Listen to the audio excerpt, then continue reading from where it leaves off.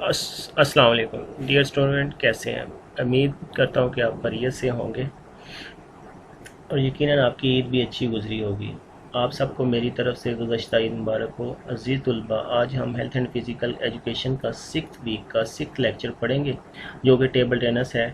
Table tennis एक नहायत ही दिलचस्प गेम है। वैसे तो इंडोर गेम है, लेकिन फ़ारग वक़्त को अगर हम ज़ाया ना करें तो हम इस गेम से अपने आप को फिट भी रख सकते हैं और फ़ारग वक़्त का सही इस्तेमाल भी कर सकते हैं। अज़ीज़ तलबा, हम इसका थोड़ा सा तारफ़ करेंगे और फिर बाद में हम इसके रूल्स और रेगुलेशन और टेक्निक के बारे में डिटेल से पढ़ेंगे। इंट्रोडक्शन। अज़ीज़ तलबा, सबसे पहले हम इसका इंट्रोडक्शन करेंगे। टेबल टेनिस का पहला नाम पिंग पोंग था। जो इसका बानी जो था जे जैक्वेसन था। इसके बाद पार्कर ब्रदर ने इससे सामान ख़रीदना शुरू किया और इसने इसका नाम टेबल टेनिस रख दिया।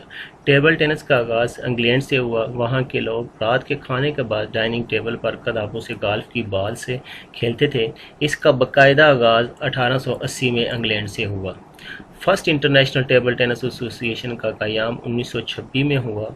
पहला मैच 1927 में हुआ। पहली दफ़ा यह गेम 1988 में ओलंपिक में शामिल हुई, जो साउथ कोरिया में हुई, और अब यह खेल बहुत मकबूलियत अख्तियार कर गया। अज़ीज़ तलबा, इसके बाद हम पढ़ेंगे रैकेट। टेबल टेनिस का रैकेट किसी भी साइज़, वज़न या शक्ल का हो सकता है, लेकिन इसका ब्लेड बिल्कुल हमवार और सख्त होना चाहिए। रैकेट की ब्लेड की अतराफ पर रबड़ की तह लगाई जाती है, जिसकी मदद से गेंद को खेला जाता है। इस तह की मोटाई 2.4 मिलीमीटर हो सकती है। मैच का आगाज़ पर जब भी खिलाड़ी मैच के दौरान रैकेट तब्दील करे, इसके लिए लाजमी है कि वो खेलने से बेशतर मुखालिफ खिलाड़ी और अंपायर को रैकेट के मायने के लिए दे। इसके बाद है जी इसकी टेबल टेनिस की बॉल। गेंद सफ़ेद या इससे मिलते जुलते प्लास्टिक के मटीरियल का होगा, जिसका रंग सफ़ेद, पीला या जर्द हो सकता है। ये बिल्कुल गोल होगा, जिसका मुहित नए कवानीन के मुताबिक 40 मिलीमीटर, जबकि इसका वज़न 2.7 ग्राम होना चाहिए। इसके बाद अज़ीज़ तलबा, हम पढ़ेंगे टेबल टेनिस और क्या नेट और टेबल के हवाले से। इसके बाद हम इसकी वीडियो भी देखेंगे। टेबल टेनिस का खेल एक हमवार सतह की मुस्ततील मेज़ पर खेला जाता है। मेज़ के ऊपर की सतह खेलने की सतह या प्लेइंग सर्फेस कहलाती है। इसका रंग गैर मुनक्कस गहरा सब्ज़ या नीला होगा। इसके लिए लकड़ी या कोई भी सख्त मटीरियल इस्तेमाल किया जा सकता है। शर्त सिर्फ यह है कि इसके किसी भी मुकाम पर अगर मेयारी गेंद 30 सेंटीमीटर की बुलंदी से नीचे गिराया जाए तो वो 23 सेंटीमीटर उछलना चाहिए। प्लेइंग सर्फेस के चारों तरफ 2 सेंटीमीटर चौड़ी लाइन पट्टी लगाई जाती है। मेज़ की लंबाई वाली लाइन को साइड लाइन और चौड़ाई वाली लाइन को एंड लाइन कहते हैं। डबल के खेल के लिए दोनों तरफ के कोर्ट टेबल को दरमियान से 3 सेंटीमीटर चौड़ी लकीर 2 बराबर हिस्सों में तकसीम करती है, जो कि सेंटर लाइन कहलाती है। ये साइड लाइन के मुतवाज़ी लगाई जाती है। मेज़ की लंबाई 9 फुट और चौड़ाई 5 फुट होगी। ज़मीन से मेज़ की बुलंदी 76 सेंटीमीटर 2 फुट 6 इंच होगी। नेट मेज़ के दरमियान मूदी हालत में लगाया जाता है, जो मेज़ की लंबाई के रूप को 2 हिस्सों में तकसीम करता है।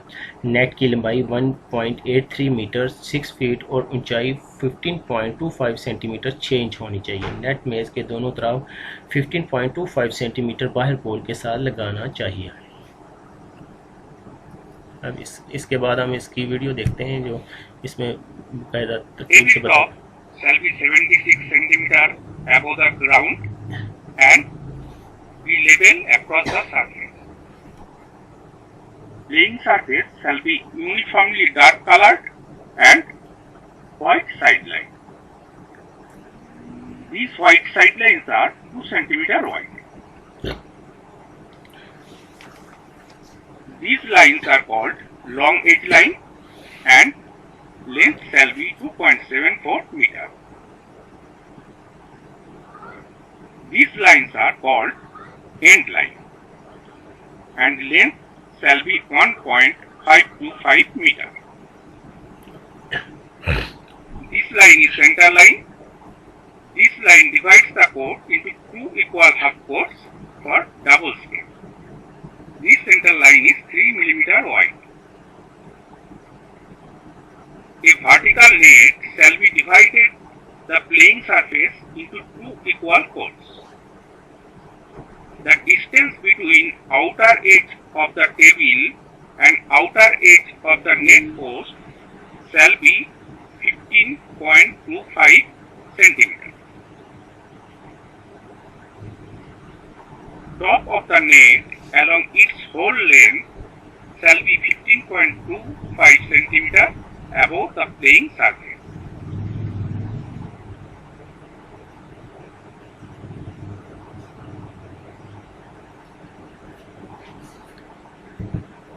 इसके बाद है जी हमारी नेक्स्ट हेडिंग है टेबल टेनिस के हवाले से मैच पिचल और देयर ड्यूटीज़, उनके क्या ड्यूटीज़ हैं मैच पिचल और उनके प्राइस क्या हैं। सबसे पहले जी हम अंपायर के बारे में पढ़ेंगे। हर मैच के लिए अंपायर के साथ इसके एक या दो असिस्टेंट अंपायर मुकर्रर किए जाते हैं। अंपायर नेट के सेध में बैठकर या खड़े होकर अपने फ़राइज़ सर अंजाम दे सकता है, जबकि इसके असिस्टेंट अंपायर मेज़ की दूसरी तरफ इसके सामने बैठे होंगे। अंपायर की जिम्मेदारियां दर्जा झैल होंगी। खेल के दौरान इस्तेमाल होने वाले सामान को चेक करना और कमी या खामी की सूरत में रेफरी को आगाह करना, खिलाड़ियों को गेंद के चुनाव पर मुतफिक न होने की सूरत में गेंद का चुनाव करना, मैच से कबल खिलाड़ियों में टॉस के जरिए सर्विस या साइड का फैसला करना, जिस्मानी मजदूर खिलाड़ियों के लिए सर्विस के कानून में नरमी का फैसला करना, मैच के दौरान सर्विस साइड और गेंद वसूल करने के अमल की निगरानी करना और गलती की सूरत में इसको तस्दीक करना, रैली के दौरान पॉइंट या लेग का फैसला करना, ज़ाब्ते के मुताबिक स्कोर का ऐलान करना, मुकर्रर वक़्त पर एक्सपायरी सिस्टम को लागू करना, खेल के बगैर किसी रुकावट को मुसलसल जारी रखना। इसके बाद है जी असिस्टेंट अंपायर की फ़राइज़। असिस्टेंट अंपायर अपने सामने की तरफ मेज़ के साइड की निगरानी करता है और गेंद मेज़ के किनारों को लगने की सूरत में इसका ऐलान करता है। खिलाफ ज़ाब्ता सर्विस का फैसला देना, इस बात का फैसला करना कि आया खिलाड़ी बॉल के दरमियान हायल हुआ है, इस बात का फैसला करना कि आया मैच के दौरान ऐसी सूरत तो पैदा नहीं होगी जिससे रैली मुतासर हो सकती है, वक्फे या मशक के दौरान दिए गए वक़्त का रिकॉर्ड रखना। एक्सपायरी सिस्टम लागू होने पर दोनों अंपायर को अपनी अपनी तरफ में खिलाड़ियों के स्ट्रोक्स गिनना। अब इसके बाद है जी टेबल टेनिस के ज़ाब्ते क्या हैं। सबसे पहले है जी टॉस। सबसे पहले नेक्स्ट हेडिंग हमारी जो है टॉस है। खेल के आगाज़ से कबल ये फैसला कर लिया जाता है कि पहले कौन सर्विस करेगा। आमतौर पर यह फैसला एक सिक्के से टॉस के जरिए किया जाता है। टॉस जीतने वाला खिलाड़ी साइड या सर्विस के इंतखाब का हक रखता है। नेक्स्ट हेडिंग जो हमारी है जी वो है जी स्कोरिंग।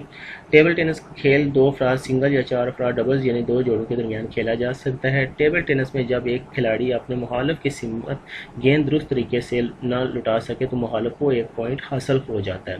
जो खिलाड़ी या जोड़ा 11 पॉइंट बना ले वो गेम जीत जाएगा, बशर्ते कि इसे मुखालिफ खिलाड़ी पर कम अज़ कम 2 पॉइंट की बरतरी हासिल हो। अगर स्कोर 10-10 तक पहुंच जाए तो खेल इस वक्त तक जारी रहेगा जब तक कोई एक खिलाड़ी 2 पॉइंट की बरतरी हासिल ना कर जाए। अगर 10-10 ऑल हो जाते हैं तो जो खिलाड़ी पहले 12 बना लेगा वो जीत जाएगा। 11 ऑल हो जाते हैं तो जो 13 पहले करेगा, मतलब 2 के डिफरेंस से 2 का मार्जिन। और ये याद रहे कि 10 के बाद पहले तो 2-2 सर्विस के बाद सर्विस चेंज होती है, लेकिन जब 10 ऑल हो जाता है तो एक सर्विस हो जाती है। पहले एक सर्विस ये करता है एक साइड, फिर दूसरी साइड का दूसरा खिलाड़ी करता है। सर्विस करने का स्कोर पहले पुकारा जाता है। सर्विस करने का हक हर दर 2 पॉइंट के बाद तब्दील हो जाता है। गलती के एहसास पर तमाम नंबरों को जमा करके 2 पर तकसीम किया जाए। अगर वो तकसीम हो जाए तो सर्विस तब्दील हो जाएगी। इसके बाद है जी हमारी जो नेक्स्ट हेडिंग है बॉल एंड प्ले। सर्विस करने वाला खिलाड़ी जो ही हथेली से बॉल को ज़रूर लगाने के लिए उछालेगा, गेंद खेल में शुमार होगा सिवाय दर्जा ज़ैद सूरतों की। अगर गेंद लगातार एक कोर्ट को दोबारा छू जाए, जब गेंद किसी खिलाड़ी या किसी ऐसी चीज़ को जो वो पहने हुए हो छू जाए सिवाय खिलाड़ी के रैकेट और खेलने वाले हाथ कलाई तक के। अगर कोई खिलाड़ी लगातार 2 मरतबा गेंद को छू लें, अगर गेंद नेट या होल्स के अलावा किसी और चीज़ को छू जाए। डबल के खेल में गेंद अगर सर्विस करने वाले या वसूल करने वाले के बाएं कोर्ट को छू जाए। इसके बाद है जी हमारी जो नेक्स्ट हेडिंग है इम्पोर्टेंस पॉइंट, उसके बारे में आप पढ़ेंगे। हर गेम के अख्ताम पर सिमतें साइड तब्दील की जाएंगी। आखिरी गेम में 5 पॉइंट पर भी सिमत साइड की तब्दील होगी। मतलब 2-2 अगर दोनों ने गेमें जीत ली हैं तो पाँचवीं अगर सेट होगा तो 5 पॉइंट के बाद साइड चेंज हो जाएगी। अगर गेंद मेज़ के किनारों पर लगे तो खेल जारी रहता है, किनारे के नीचे लगने पर मुद्दा हो जाता है। अगर गेंद को वापस ज़रब लगाते हुए रैकेट हाथ से छूट जाए तो ये वापसी दुरुस्त है, बशर्ते कि गेंद को ज़रब लगते वक्त रैकेट खिलाड़ी के हाथ में था और खिलाड़ी ने मेज़ से गेंद बाहर जाने से कबल जाल को न छुआ हो या मेज़ को न हिलाया हो। अगर किसी खिलाड़ी का रैकेट गिर जाए तो वो खाली हाथ से गेंद को नहीं लुटा सकता।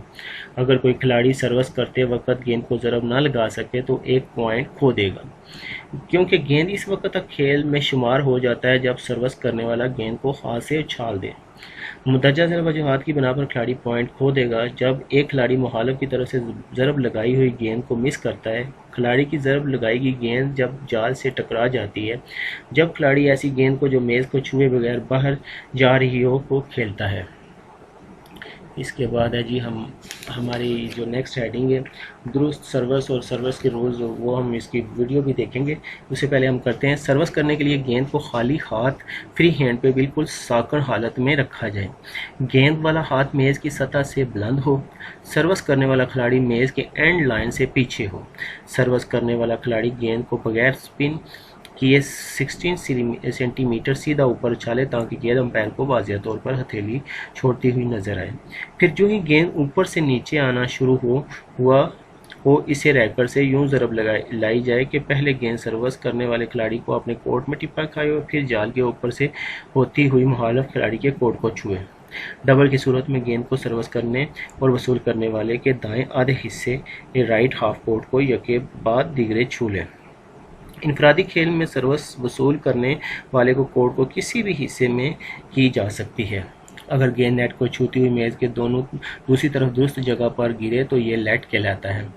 ऐसी सूरत में सर्विस दोबारा की जाएगी और इसका स्कोर पर कोई असर नहीं पड़ेगा। अगर सर्विस लेट होती रहे तो बार बार की जाएगी ताकि वाज़ेह और दुरुस्त सर्विस ना हो जाए। अगर गेंद नेट को साथ छुए जाए या कोर्ट से बाहर चली जाए तो खिलाड़ी 1 पॉइंट खो देगा।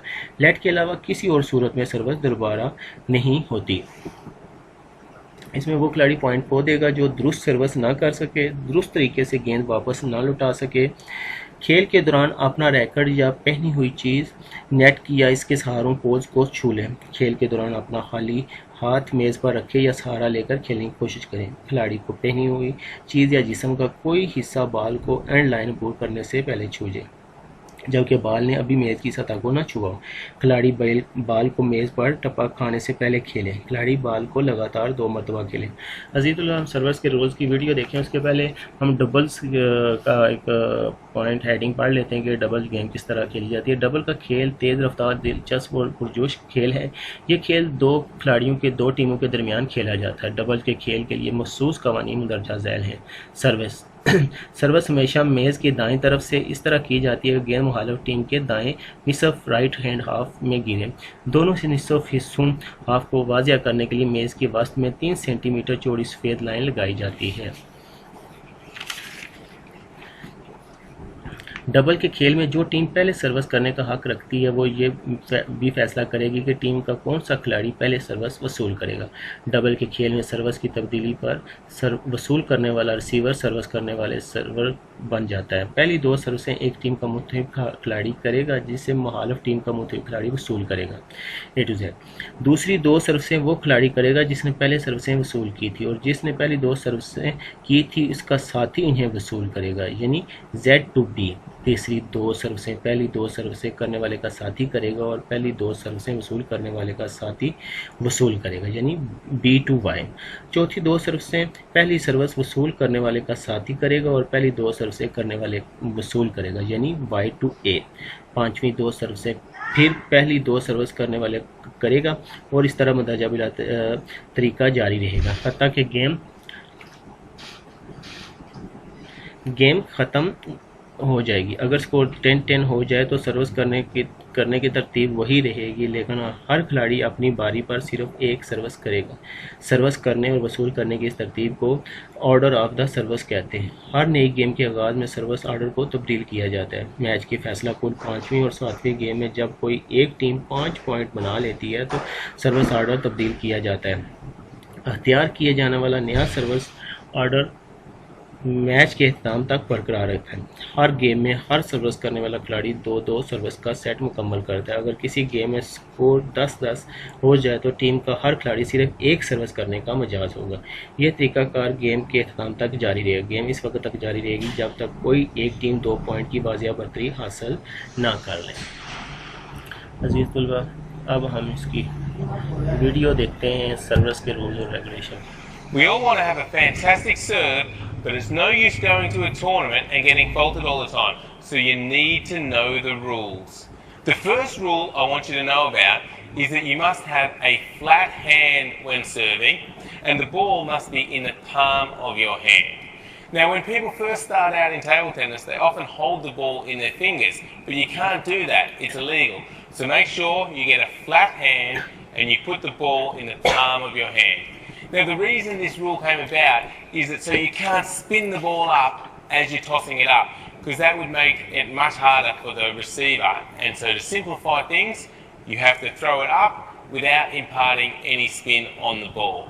Now, when you throw it up, you have to be behind the end line of the table, and you also have to contact the ball behind the end line of the table. So you can't throw it up and then hit the ball in front of this line, and you can't throw it up from in front even if you hit it behind. So make sure you're always behind the end line of the table. Now, the other thing is you can't throw it up from below the table because the opponent has to see the ball throughout the serve. So you must throw it up from above the level of the table. Now, you may be wondering, can you serve from out wider than the sideline of the table? And the answer is yes, as long as you're behind the extension of this imaginary line coming out from the end of the table. Now, the next important rule I want you to learn is about the service toss. When you're serving, you must throw the ball up at least 6 inches or 16 centimetres. That's about the height of the net or about the width of your bat. Now, a lot of people, when they're first starting out, they just serve the ball straight out of their hand, but that's illegal. You can't do that. So make sure when you serve, you throw the ball up so that it clears your hand by at least 16 centimetres. When you throw the ball up, you must throw it near vertical. You can't throw it backwards to the side, or you can't throw it back in towards yourself. Now, most players will throw the ball up and it will move a little bit, but the rule's really there to stop you just throwing the ball straight into your bat. But just to be safe, try and practice throwing it up as close to vertical as you can. Now, the next rule is quite contentious. The principle behind it is that your opponent must be able to see the ball the whole time throughout the serve. So you can't throw the ball up and get your arm in the way as you're hitting the ball.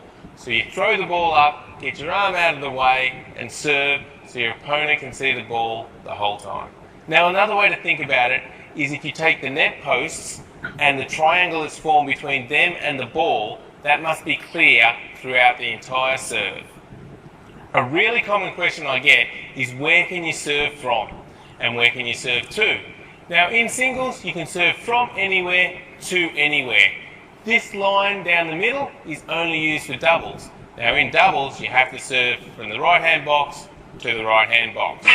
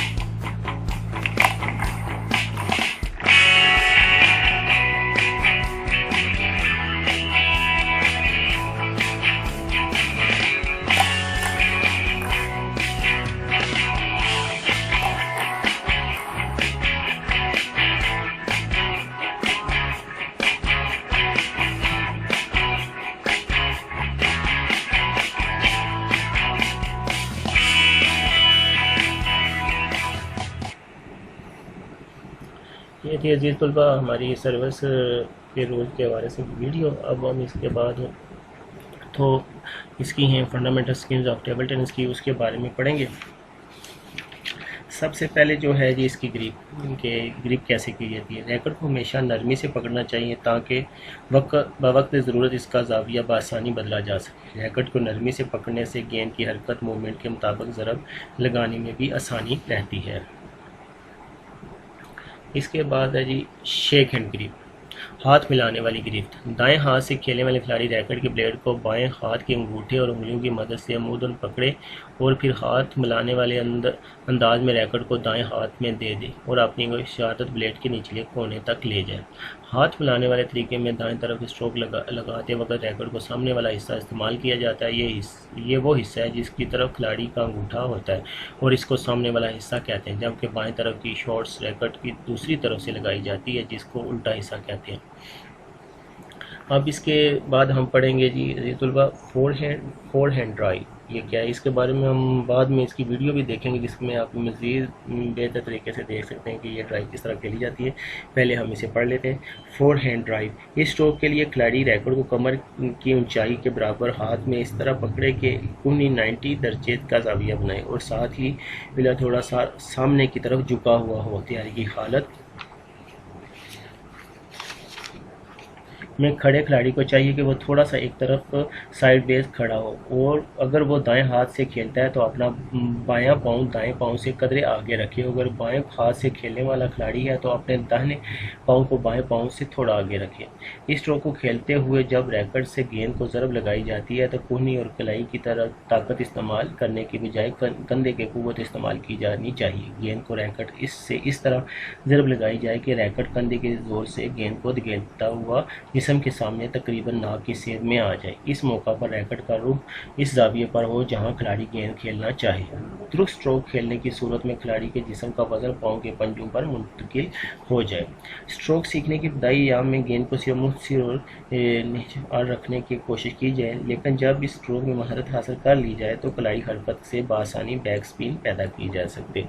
अब इसके है जी four hand push पकड़ेंगे हम। इस stroke को खेलने के लिए बल्ले को ज़रा खुले जाविये से पकड़ें और कोहनी को 90 दर्जे की जाविये पर झुकाएं। फिर कोहनी को हरकत देते हुए बहुत ही मुख्तसर स्विंग की मदद से गेंद को पिछले हिस्से पर ज़रब लगाते हुए खेलें। यहाँ कोहनी की हरकत दिए बगैर सिर्फ कलाई की मदद से स्ट्रोक खेलना दुरुस्त ना होगा। इस स्ट्रोक को खेलने के लिए आप फोर हैंड ड्राइव की तरह ज़रा एक तरफ से इसे हेड को खड़े होकर जब आप स्ट्रोक खेल चुके हैं तो आपका रुख मेज़ के इस हिस्से की जानब हो जिस तरफ आपने स्ट्रोक खेला है। अगर मुफीद मशवरा जो गेंद की उड़ान को कंट्रोल करने में मदद दे सकता है वो यह है कि आप अपने सर और ऊपर वाले जिस्म को मुकम्मल हद तक बल्ले के नज़दीक रखें, यानी जिस्म को बाउंस के मुकम्मल हद तक करीब रखें। इसके बाद है जी बैक हैंड ड्राइव। ये स्ट्रोक खेलने के लिए कदमों और कंधों का रुख मेज़ के इस हिस्से के सामने हो जिस तरफ गेंद फेंका जा रहा हो। गेंद कंधों और पाँव को पोजीशन एक ही सेध में हो जबकि रैकेट पेट के सामने हाथ में पकड़ा हो। रैकेट के बैक हैंड फेस का रुख मेज़ की तरफ कदरे क्लोज पोजीशन में हो और कूनी 90 दर्जे के जाविये पर रहे। जैसे ही गेंद आपकी तरफ सफ़र शुरू करे अपने बल्ले को सिर्फ कूनी की मदद से सामने की तरफ चलाएं, यानी स्विंग करें। इस हालत में कलाई या कंधे के इस्तेमाल से परहेज़ करें क्योंकि वक्ती तौर पर आपको जिस ताकत की ज़रूरत है वो कूनी से ही हासिल कर सकते हैं। जैसे ही आप स्ट्रोक खेलने के लिए हरकत में आए रैकेट का रुख नीचे मेज़ की तरफ करते हुए रैकेट बैक हैंड साइड से गेंद को ज़रब लगाएं। याद रखें गेंद को ज़रब लगाने का बेहतरीन वक्त वो है जब गेंद ठप्पा खाने के बाद आप इंतहाई अरूज पर हो। इसके बाद है G back hand push. Last heading हमारी बैक हैंड पुश। इस स्ट्रोक को खेलने के लिए तकरीबन वही तरीका इस्तेमाल करते हैं जो कि बैक हैंड ड्राइव के लिए इस्तेमाल होता है। पाँव कंधों के सेध में और इनकी चौड़ाई के बराबर खुले हों जबकि घुटने थोड़ा सा कम खाए हुए हों। वजन आगे और रैकेट थोड़ा सा खुले जाविये पर पकड़ा होना चाहिए, यानी ड्राइव शॉट के जाविये के बिल्कुल उल्टी कोहनी तकरीबन 90 दर्जे के जाविये पर झुकी होनी चाहिए और रैकेट पेट के सामने हो। इस स्ट्रोक को खेलने के लिए आप रैकेट अपने सामने थोड़े नीचे की तरफ नरमी से पुश करें। इस तरह आप गेंद को पीछे से ज़रब लगाते हुए नीचे की जानब खेलते हैं। हस्बे मामूल गेंद को इसकी बुलंद तर पोजीशन पर खेलें। इस दौरान स्विंग और फॉलो थ्रो दोनों ही बहुत मुख्तसर होनी चाहिए, क्योंकि इस शॉट के लिए बहुत कम वक्त दरकार होती है। लाइट टच और डेलिकेट कंट्रोल इस स्ट्रोक के लिए कामयाबी की दलील समझी जाती है। अगर गेंद बहुत ऊंचा जा रहा हो तो बल्ले का जाविया कम करके तकरीबन मोदी कर दें। ऐसे गेंद को इसके निचले हिस्से पर ज़रब नहीं लगानी चाहिए, बल्कि गेंद के ऊपर से नीचे की सीमत खेला जाए। अब इसकी हम वीडियो देखेंगे तलबा। सकते मेरे हाथ में टीटी का रैकेट आ गया है और बॉल आ गई है, तो मैं आपको आज बताने वाला हूँ कि टीटी के कौन से बेसिक स्ट्रोक्स होते हैं, अलॉन्ग विथ है ना क्या क्या उसके रूल्स होते हैं। जो बेसिक रूल्स होते हैं हम लोग अक्सर टीटी खेलते हैं तो पता होना चाहिए खेलते वक्त। तो पहला सिंपल सा बॉडी पोस्चर क्या होना चाहिए। बॉडी पोस्चर हमारा पैर होना चाहिए वो कंधे के बराबर खुले होने चाहिए। कंधे के बराबर खुले होने का मतलब ये होता है कि हमारा जो बॉडी वेट है वो पूरी तरह डिस्ट्रीब्यूट हो जाएगा। डिस्ट्रीब्यूट होने के बाद हम लोग क्या करेंगे, थोड़ा जो बॉडी का जो है उसको नीचे रखेंगे। झुकने का क्या मतलब है, जैसे ही हम लोग झुकेंगे तो हमारे पास क्या होगा कि हम कहीं भी शॉट मार सकते हैं। शॉट मारने के लिए हमारी जो फ्लेक्सिबिलिटी होती है वो बढ़ जाती है, आराम से हम लोग शॉट मार सकते हैं। तो हम लोग जितना नीचे झुके उतना ज्यादा अच्छा है। तो ये होता है बॉडी पॉस्चर, हमारा बॉडी पॉस्चर कैसा होना चाहिए। तो अब मैं आपको बताऊंगा कि इसके बेसिक 4 स्ट्रोक्स होते हैं वो कौन कौन से होते हैं। पहले दो जो स्ट्रोक्स होते हैं वो स्पिन के लिए हम लोग यूज करते हैं। तो स्पिन के लिए जो हम लोग यूज करते हैं वो होता है बैग एंड चॉप। जो बैग एंड चॉप इसको बोलते हैं हम लोग, ये बैग एंड चॉप होता है। और दूसरा होता है फोर एंड चॉप, इसको बोलते हैं फोर एंड चॉप। अब थोड़ा हम लोग एक करके दिखाते हैं कि है ना कैसे हम लोग है ना बैग एंड चॉप है ना खेलते हैं। तो बैग एंड चॉप के लिए थोड़ा नीचे झुके, आराम से काटिए, ब्रश करिए, बॉल को ब्रश करना है। जितना ज्यादा ब्रश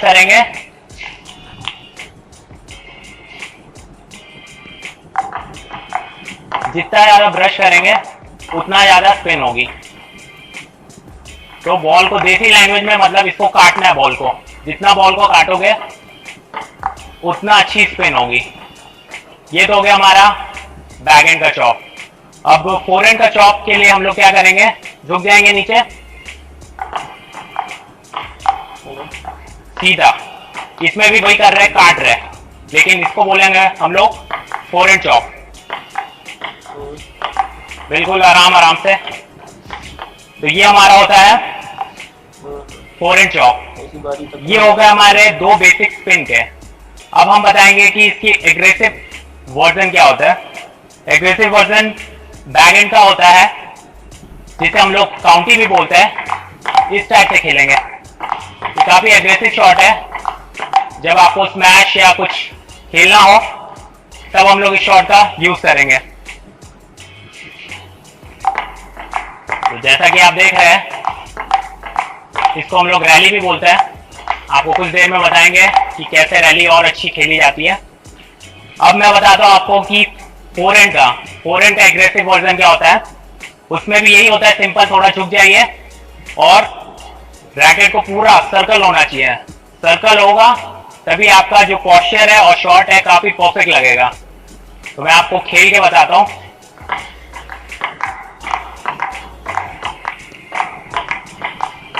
इस प्रकार से हम लोग फोर एंड का एग्रेसिव शॉट खेलेंगे।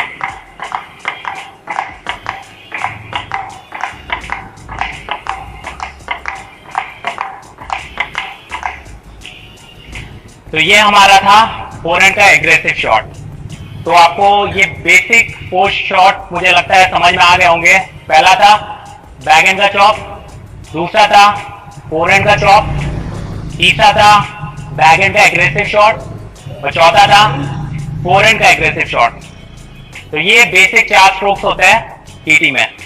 अलॉन्ग विद अगर हम लोग टीटी खेल रहे हैं तो 2 मैचेस होते हैं, एक 21 का होता है और एक 11 का होता है। जनरली हम लोग 11 सिंगल्स में खेलते हैं और 21 डबल में खेलते हैं। तो उम्मीद है आपको ये वीडियो काफी अजीज़ुल भाई, ये थी हमारी टेबल टेनिस के हवाले से वीडियो, और तमाम लेक्चर हमने पढ़ा है।